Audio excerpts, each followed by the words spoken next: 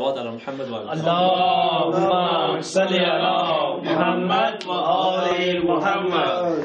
So as you know, there was this lecture on one of the Shia channels, which one of the scholars, I don't know if I should call him scholar, he made an immature comment and saying that Imam Hussein alayhi salam, na'udhu billah, committed suicide. I would like to answer this. The first thing I would say that this is the time of Muharram that lots of Shia brothers and sisters, they are trying very hard to spread the message of Imam Hussein alayhi salam, and any immature comment can really damage the image of Shia and Karbala. So we need to be really vigilant, be very careful, and if there is anything that is causing misconception or misunderstanding, we need to answer it first. So that's why I prepared this answer.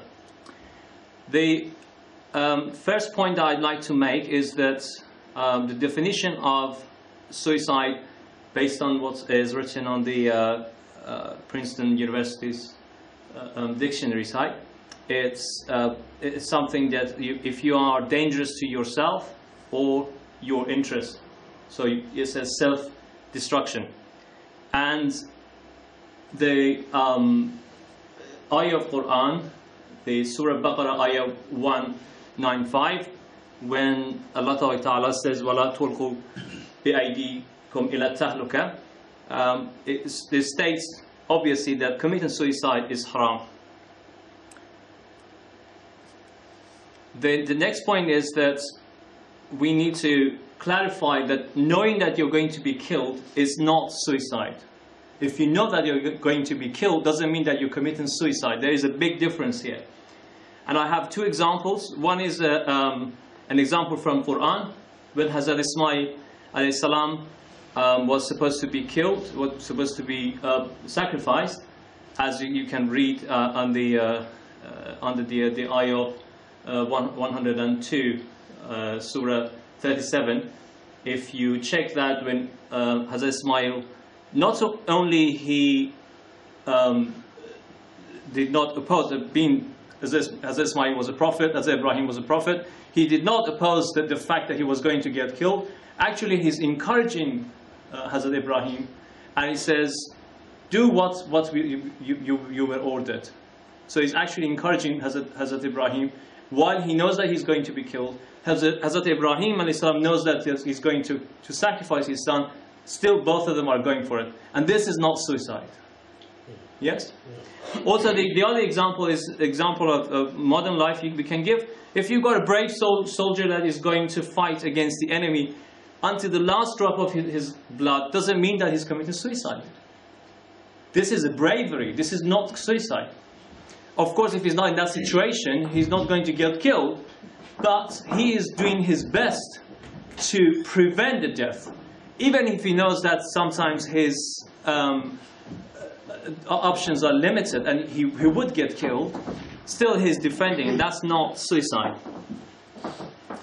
Now, I would like to do a comparison between the individuals who commit suicide. There are two famous types of suicidal people. One is that what you see in mental health patients, for example, a depressed patient. As you know, that the depressed patient stops caring about life. The depressed patient becomes, there is a term in medicine that they call it anhedonia, which means that they don't care about life, they don't care about pleasure, they don't enjoy life at all. So they don't care about it. And that's why if it's really severe, eventually they end up with suicide. So they kill themselves because they don't care about it. But on the other hand, Imam Hussein alayhi salam cared about life so much, he valued life so much. Life for him was a very precious gift from Allah Ta'ala. And he was happy to give this gift in the path of Allah as a sacrifice. It wasn't because he didn't care about his life, it was because actually he did care and he wanted to use that in the best way that Allah Ta'ala wanted him to do. So this is not suicide in that sense. And also I would say, if you look at because the point I made here, a depressed patient doesn't value enough But Imam Hussein alayhi salam cares about life so much in a way that despite of knowing he is going to join the shuhada of his family and his companions, still cries for them so much. While he is going to get killed, he is caring so much about his companion. He knows that he's going to join them after a few hours, perhaps, but he is so much into the life that they have, and so, he's feeling so much for the sons and the companions, everybody crying for them. If he didn't care about it, he wouldn't. If you see the mental health patients that they don't care and they want to kill themselves, they don't care about what's going on. Who is dying, who's not dying. That's why they become negligent towards their own family and towards their own life at the same time. And at the next point, that's the second group that you would see that from suicidal groups is an example of people you see that, like for example, the suicidal bombers. These are people that they're happy to kill others because they're desperate. So they might value for their own life. They're not depressed in that sense, but they think that it's not worth it living while I can't kill others. So they're happy to do that.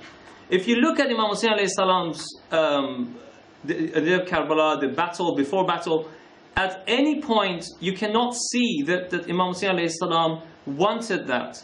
Because even when they stopped him, before they stopped, when they obstructed his way, he said, he offered them different options not to be killed. He keep mentioning, let me go another way. Don't kill me. Why do you want to kill me? He keep asking them to give him another option. So certainly Imam Hussein alayhi salam wasn't somebody who was happy to kill others for out of desperation or because he wanted to kill them. He didn't want to kill them. Even when it was during the battle, he was trying to avoid that. Or commit suicide.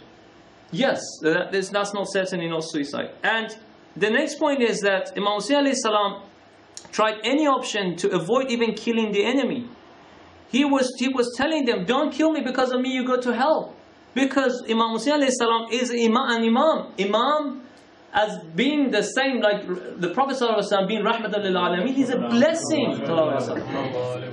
Is a blessing for humanity. He would never ever try to kill people unless it's just the order of Allah and there's no other option. So he tried to avoid even killing them, even fighting against them, let alone killing himself. How would you do that? The next point is that the death of Imam Hussein alayhi salam wasn't just a tragedy for himself. It was tragedy for his companion, for his family, relatives, everybody there. So why would Imam alayhi salam commit suicide while he knows what is going to happen after him? He could have said no. Because it is a sin, isn't it? So why would you do that? And that sin is a sin that would cause so much calamity for your family and your companions.